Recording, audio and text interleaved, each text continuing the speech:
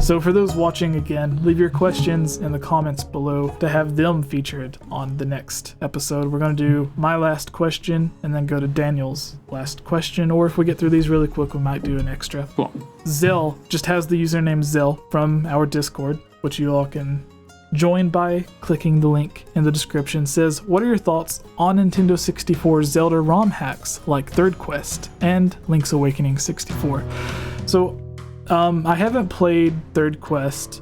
I've talked to the person who's working on Link's Awakening 64 a few times, which is by far my favorite, because Third Quest and all of the Ura hacks, where people are trying to restore the expansion, they are cool in theory, but nobody really knows what the dungeons were supposed to look like, what the music was going to be, or the items. They just know what Nintendo has shown us or told us.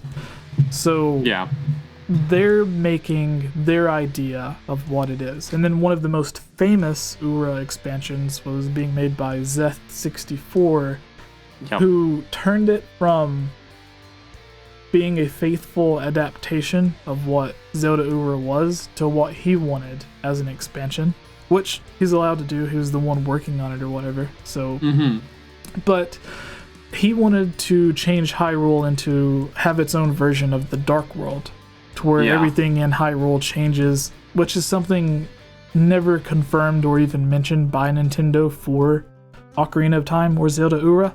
So it felt a bit off. It was a good idea, but it wasn't very faithful. But with Link's Awakening 64, it is being faithful to Link's Awakening, just adapted to the 3D graphics of the Nintendo 64. So really looking forward to that. But what are your thoughts on the ROM hacks and stuff?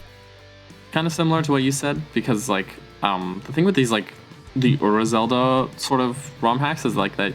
First of all, a lot of them, most of them never pan out. Most of them get canceled, including the one you talked about with Zeth64. Like his got canceled as well.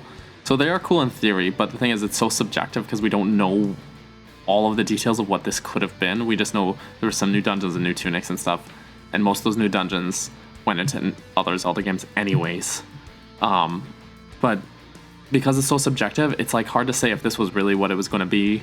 It's almost certainly not what it was going to be. So it's a cool idea, but like not as cool in practice. I agree, the Link's Awakening 64 one looks so cool. Just because like we do know what it was originally, and seeing it moved into this sort of different, this 3D style is really cool to see. It definitely gets the fanboy juices running, you know. I just think it's a really cool idea. I would love to see it come to fruition, because it looks really cool and really well done. That's it. That's all I gotta say about that.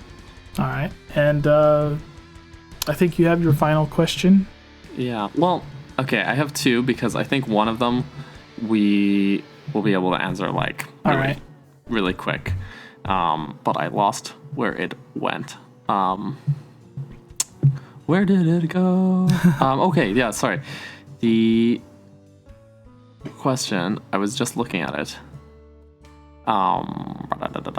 Maybe I'll open up Discord again, because I definitely know it was on there. Yeah, all right. Well, he's looking for I know that. the question, I'm just trying to find who asked this. Yeah. So here it is. Okay. I found it. Sorry, right. Sorry, Jesse. Well, actually, really, really quick to explain again. This podcast, there are 3 different segments. Start out with the news for everyone that may have just skipped past something or tuning in for the first time. Since this is the first episode, I feel like we have to get the point across of what the podcast is. It is the Hylian Gamescast. We are trying to focus on just gaming news in general, but obviously we have a slight focus priority for Zelda or Nintendo. So if people see the Gamescast, I'm hoping they will acknowledge that it's just a wide variety of games, but the Hylian in it isn't a clear reference to Nintendo or Zelda, to where it's the Zelda podcast or like Nintendo voice chat that IGN has. They'll see it and say, oh, it's got a bit of Zelda in it, but it's also focused on a bunch of different games. And we talk about the news have our topic of discussion, and then go into these questions, answering them for you all. So we have a few people who are working on artwork for the Highland Gamescast. So if you have any ideas that you would like to make for artwork, please, you can send it to us on Twitter, on Discord, or comment below here on YouTube, and we'll try to get in touch with you. But we are having a sort of fan competition where I'm giving the winner a $20 eShop card for the Nintendo Switch or whatever.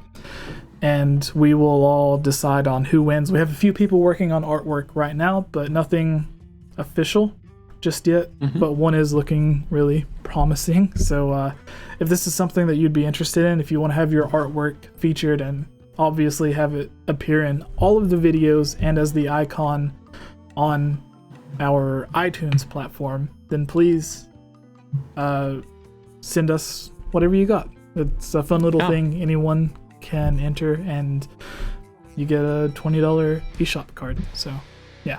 But back to the question from Daniel. Okay, cool. So the first one comes from Sibtober on Discord, and his is, do you have a theory on why Link doesn't talk? So I have two quick answers for this. The first one is, in Breath of the Wild, it explains Link's not talking as his hero's resolve, in air quotes, in that he's like trying to be a strong, silent hero. So he chooses not to talk very much. But actually, in most Zelda games, Link does talk. It's just not conveyed to the player directly that Link talks. For example, the best example is in Twilight Princess.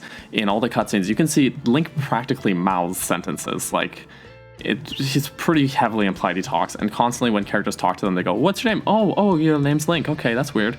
That's a weird name. So it's like, it's very heavily implied that Link does talk. He's not a mute character. However, he is a silent protagonist from a gameplay standpoint, in that it's not conveyed to us that he talks, so that we can, with our imagination, fill in the blanks ourselves.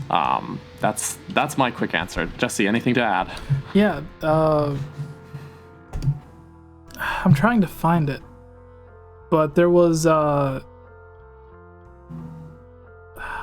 I can't find it anywhere, but on our Discord, maybe a month ago, someone posted a screenshot of like Link's dialogue in Breath of the Wild. There's like one or two parts where like Link actually speaks back, but it's written text. It isn't actual voice acting, which some Zelda games have done that before, where Link will just say like "huh" or like ... or something vague. In Ocarina of Time, they used Navi to speak for Link. Twilight Princess did it as well. Majora's Mask especially uses tattle. Yeah. But yeah, Breath of the Wild has its official reason of why Link doesn't talk. I think it would be interesting. Nintendo said a lot of times they don't have Link speak because they want the person to be as easily represented as possible. So if Link says something that the person doesn't agree with, then they will feel like, oh, well, my Link wouldn't say that, which I had that problem in Breath of the Wild anyways. Actually, at the very beginning, there's the choices that you can make, which Link says back to the old man. Where it's like you can give him back the apple or whatever. There's the part where you can you're talking outside of the first shrine, or maybe it's after the tower first pops up. Link says something, or the old man says something to Link about, will you go complete these other 3 shrines for me, and then I'll give you the paraglider. And Link's like, oh, but you told me you would give it to me after the one, where you can say no or something like that and disagree with him. And I found both responses to the old man were kind of rude. One was Link demanding it, and the other one was asking why. Where my choice, if there was a third option, would have been saying yes. Because I felt Link, like, you're just waking up from a 100-year sleep, you don't know what's going on, the only person that's talked to you that hasn't tried to kill you, because there's bokoblins, now there's a Lionel on the Great Plateau, there's the little mini guardians in the shrines. So there are all these enemies trying to kill you. The only one that isn't, the only one that's helping you out is this old man. So if I was Link, I would be very grateful for this old man who lets you, like teaches you to pick up the weapons, to eat the food, to regain health or whatever. Yeah. So if Plus, the old like, man it's pretty heavily implied that he's steering you kind of in the right direction. Yeah. You know what I mean? So and plus you have this tablet that's talking to you. So like there's this disembodied voice. If I was in Link's position, whatever the old man said, I would have done. I wouldn't have been rude or asked questions about it. And then some of the cutscenes show, like Link doesn't speak in them, but it shows Link with like a disheartened look or like a negative reaction on his face. Well, a lot of times he does this sort of miming things with his arms, where you'll choose a response and you'll go. And then they said that in Breath of the Wild they didn't want Link to show that much emotion on his face, which is weird because in Skyward Sword and Wind Waker they said they loved those art styles because Link was more expressive. Like in Wind Waker, if you snuck along a wall, Link, he would get like really sneaky eyes, and like his mouth had a bunch of different shapes where you could easily see what emotion he was making. In Skyward Sword, there was an interview where they said that they made Link over-exaggerated with his expressions. Specifically, one thing I remember is if you fall into lava and you just sink and die, then it would make it so that players would get upset if they keep seeing it over and over. So they tried to make some of the deaths comedic and give Link like a funny response to whatever the action was. So instead of just sinking in the lava and dying, Link bounces up from the lava and like his butt's on fire. He holds it, everything. Shades of Mario 64. Yeah, so like they tried to make him over expressive in those games, which is why they had the cartoon style.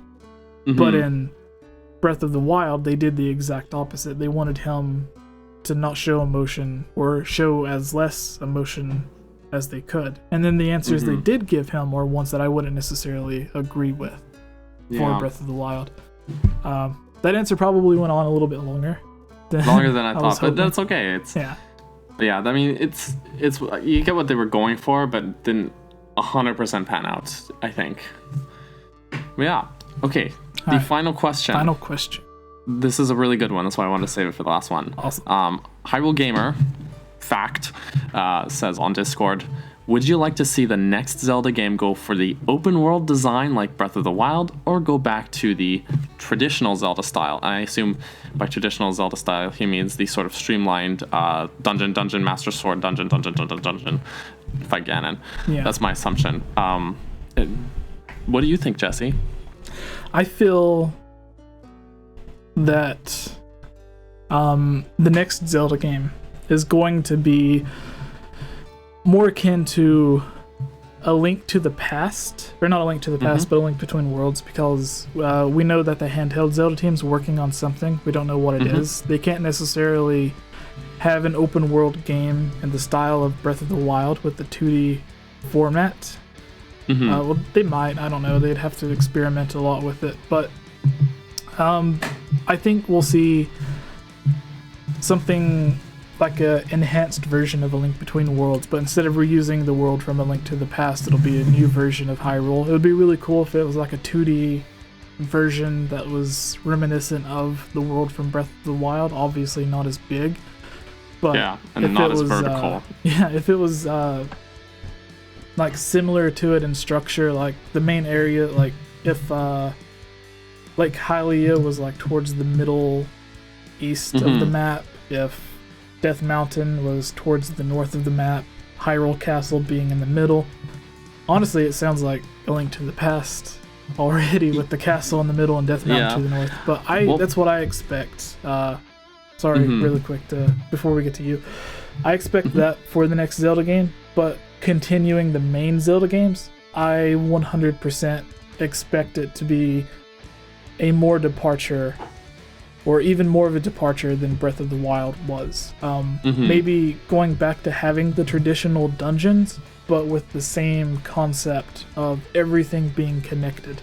Maybe instead of having divine beasts, you just have the traditional dungeons. Like if they chop down 120 shrines to just 60, literally cut it in half, and then gave us like the 4 divine beasts, but with 4 actual dungeons, then that would be what my hope is and what I think they're going to do.